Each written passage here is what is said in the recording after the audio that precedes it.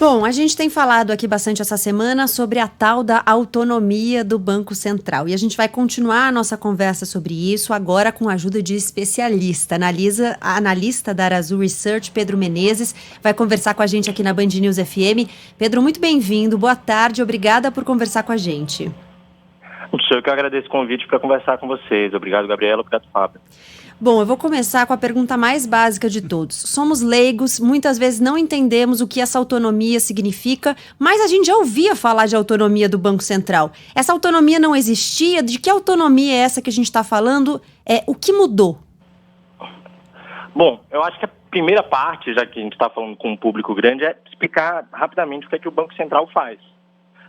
O Banco Central não gasta o dinheiro do governo, não é o Banco Central que decide se dinheiro vai para a educação ou saúde.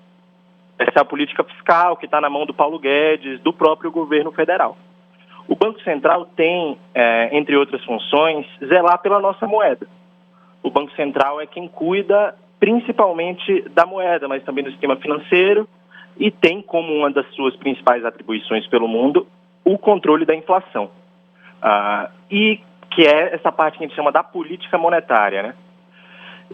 Existe uma percepção em todo o mundo de que a moeda, o real, é um assunto de Estado que nem sempre está ligado a coisas de governo e mais do que isso, de que existe aí um conflito de interesses, porque o presidente sempre está interessado em baixar os juros em ano eleitoral, para a economia um pouco melhor, e ele nem sempre acaba se preocupando com a inflação, né? A gente viu isso recentemente no Brasil, principalmente depois de 2014, quando a gente viu ali o Banco Central fazendo uma atuação para segurar um pouco os preços em 2014, 2015 a coisa explodiu.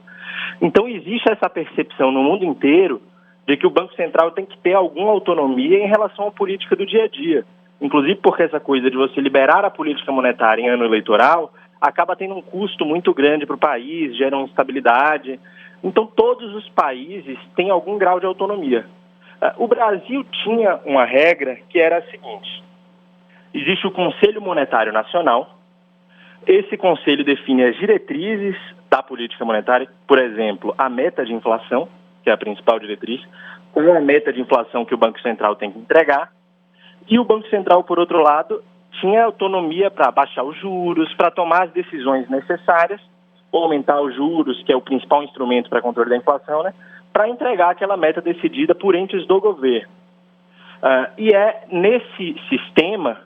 O Brasil era um dos poucos países do mundo que não protegia o mandato dos diretores do Banco Central de demissões por parte do governo.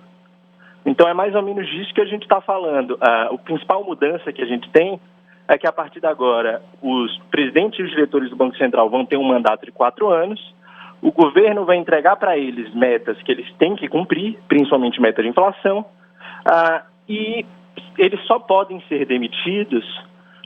Aí tem, claro, causas, por exemplo, a própria vontade do diretor, do presidente do Banco Central, mas por desempenho ele só pode ser demitido por uma decisão conjunta entre o presidente e o Senado. Então, essa segurança adicional, que o Brasil era um dos únicos países que não tinha, é que foi adicionada. Existem outros países, e aí eu cito, por exemplo, um país, mas é um exemplo bastante importante, a União Europeia, onde tem independência total, né? E a gente pode discutir isso. Não existe nem esse CMN definindo as diretrizes que o Banco Central Europeu vai seguir. O Banco Central Europeu define as próprias diretrizes.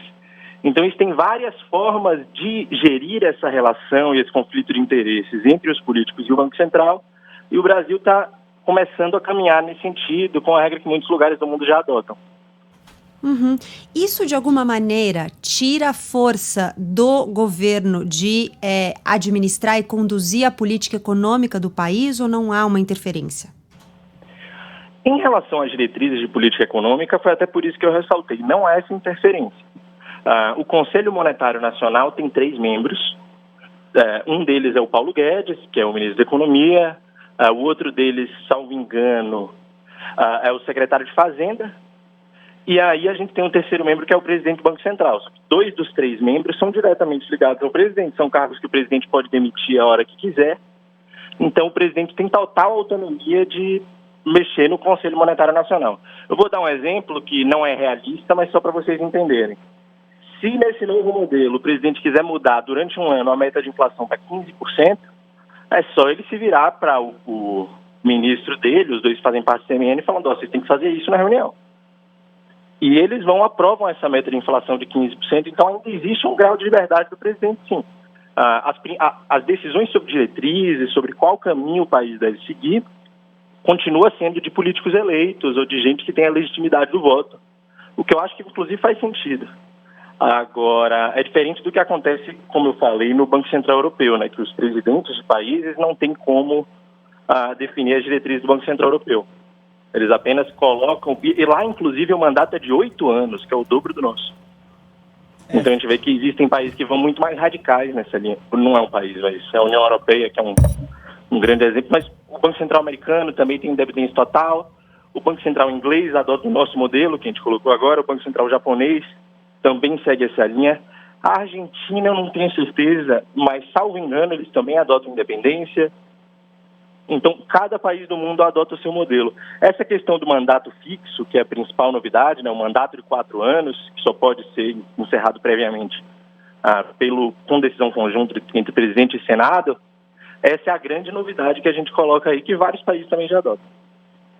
Muito bem, essa primeira parte ficou muito bem explicada. É claro que o Banco Central não pode se deixar contaminar por todo o aspecto político, né, pelos vícios políticos, sobretudo em anos eleitorais, em anos pré-eleitorais. Aliás, no Brasil a gente só tem 2 tipos de ano, né? O ano eleitoral ou o ano pré-eleitoral. Então a coisa é sempre muito conturbada e tem de blindar realmente esses órgãos.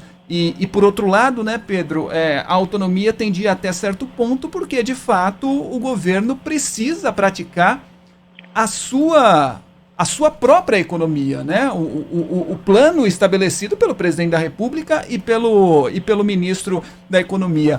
Agora, Pedro, uma pergunta de ouvinte, tá? Uma pergunta de quem sente no bolso as dificuldades pelas quais o país passa. De fato, lá na ponta, no meu bolso, no seu, no da Gabriela, no do nosso ouvinte, o Banco Central interfere diretamente? Interfere sem dúvida, de diversas formas. Por exemplo, toda a ascensão de bancos digitais, ou mesmo antes das maquininhas de cartão. Se a gente lembrar, antigamente, a maquininha de cartão, aí eu não estou falando antigamente, muito antigamente, eu estou falando de 2014, 2013. As maquininhas de cartão não tinham a popularidade que tem hoje, apesar de ser uma tecnologia antiga, não existia essa coisa que temos hoje, né, que no carnaval do ano passado, por exemplo, os ambulantes todos, em várias cidades do Brasil, vendiam cerveja na maquininha de cartão. Isso tem direta relação com a atuação do Banco Central em termos regulatórios, porque o sistema financeiro é regulado pelo Banco Central. Inclusive, vale até ressaltar que as agências reguladoras, em geral no Brasil, têm um mandato fixo, como o Banco Central vai passar a ter, justamente por essa questão de existir um conflito de interesse e muita margem para corrupção. Mas também existe, por exemplo, na ascensão recente dos bancos digitais, que é uma política consciente do Banco Central. Ou então no Pix, que todo mundo está começando a usar agora, que também é uma política do Banco Central. O Paulo Guedes e o governo federal em si, né, o ministério mais diretamente ligado ao Bolsonaro, eles não participaram muito do Pix, é um projeto basicamente do Banco Central. O preço, em geral, das coisas que sobe ou desce, claro, cada produto tem as suas dinâmicas próprias, alimentos têm questões climáticas, etc. Mas a taxa de inflação, né, e a inflação se caracteriza justamente por ser geral entre os produtos, né, por não estar em um produto ou outro específico, ela tem influência direta do Banco Central, já quem toca a política de inflação do Brasil. Então, o Banco Central tem tudo a ver com o bolso do brasileiro. Pedro, te pergunto sobre um dos argumentos que tem aparecido bastante das pessoas que são contrárias a esse projeto que foi aprovado, que é a influência do mercado no Banco Central. Isso a autonomia aumentaria a influência do mercado, o Banco Central passaria para a mão do mercado. Mas o mercado já não tem bastante influência do Banco Central? Pois é. E como se dá a influência do mercado? Muito através do próprio sistema político, porque os principais agentes do mercado, eles são doadores de um ou outro político e podem ali usar aquela... A gente lembra, por exemplo, exemplos recentes de jantares onde presidentes do Banco Central, diretores do Banco Central relatam que um político importante de Brasília chamava, venha para cá jantar comigo, e aí chegava lá, tinha grandes agentes do mercado, está relatado em alguns livros sobre esse tipo de assunto. Então não é incomum essa interferência. Como toda agência reguladora, as empresas reguladas tentam interferir. Agora, esse novo projeto ele inclui, inclusive, alguns dispositivos para evitar a captura do Banco Central. Ele também aborda essas questões privadas, então ele coloca, por exemplo, questões sobre quarentena de diretores do Banco Central, e tem algumas outras questões nesse quarentena no sentido de que eles não podem ir para o setor privado logo depois de sair do Banco Central. Então tem alguns dispositivos ali abordando isso. Mas, como eu vejo que ele protege muito do sistema político, que é não só um grupo, né, uma área da sociedade brasileira que interferiu no Banco Central recentemente. A gente pode lembrar diversos aspectos, eu já citei aqui a gestão Dilma, mas para não falar que eu estou citando só um partido, existem muitos questionamentos com relação ao FHC nas eleições de 98, com relação ao dólar, que disparou logo depois da eleição. Os mais velhos certamente vão lembrar dessa polêmica, e também foi muito parecido. O Banco Central foi acusado de atuar, segurando um pouco a paridade cambial na época, que mudou logo depois da eleição, e esse é o tipo de influência que a gente vai evitar. Então a gente consegue também trabalhar essa questão do setor privado, segurando a influência do sistema político, e segurar também um dos grupos que, em geral, esses críticos desconsideram que os políticos também interferem no Banco Central, também tentam fazer essa captura do Banco Central para interesses privados. E talvez façam isso até com mais facilidade do que o mercado, porque ele tem poder direto de demitir ou não o presidente do Banco Central. Então, acho que esse lado é muito esquecido. O Pedro, aparentemente, então, a decisão ou o texto base promove aí uma blindagem, a intenção é blindar o Banco Central de possíveis pressões políticas. Repito, aparentemente é uma boa medida. Por que demorou tanto? Por que a gente discute isso há décadas, Pedro? Bom, acho que o Brasil aí a gente pode até discutir, tem um problema grave de dificuldade de fazer reformas, e aí acho que a gente entra em questões muito profundas do sistema político brasileiro, de dificuldade de formação de coalizão. Tem alguns autores, o Marcos Mendes, que tem um livro muito legal sobre isso, que ele coloca a questão da desigualdade, coloca também a questão sobre o modo como a ditadura acabou, o modo como se dá esse disputa pelo orçamento no Brasil, mas não só pelo orçamento, mas pelas políticas públicas em geral. Acho que esse é um problema sistemático do Brasil. Agora, eu digo, Fábio, e digo com alguma segurança, que existe uma polêmica meio desnecessária, porque fala-se como se esse projeto fosse algo radical ou exótico, e na verdade é o contrário. O sistema brasileiro, que não tem um mandato fixo, é que era exótico no mundo hoje. Como eu falei aí, Japão, União Europeia, Estados Unidos, Canadá, todo mundo adota mandato fixo para os presidentes do Banco Central. O próprio Brasil adota para os diretores de agência reguladora. Então, eu não entendo muito o motivo de polêmica nesse assunto. Inclusive, e aí eu digo sobre a esquerda, principalmente, que em geral é mais propensa a criticar essas pautas, eu acho que a esquerda poderia pensar que, com uma maior credibilidade da política monetária, as pessoas começam a confiar mais no caixa do governo. Então existe até mais espaço para se fazer políticas sociais em um outro momento, e diversas políticas de esquerda podem até ser viabilizadas pela autonomia do Banco Central, né, por um ambiente de maior credibilidade do governo em relação às suas contas. Pedro, queria te fazer uma última pergunta, só para pensar aqui num outro lado. Por outro lado, o Fábio perguntou, aparentemente uma boa medida, por que demorou tanto? Por outro lado, hoje não é fácil também você tirar um presidente de Banco Central, é? Sim.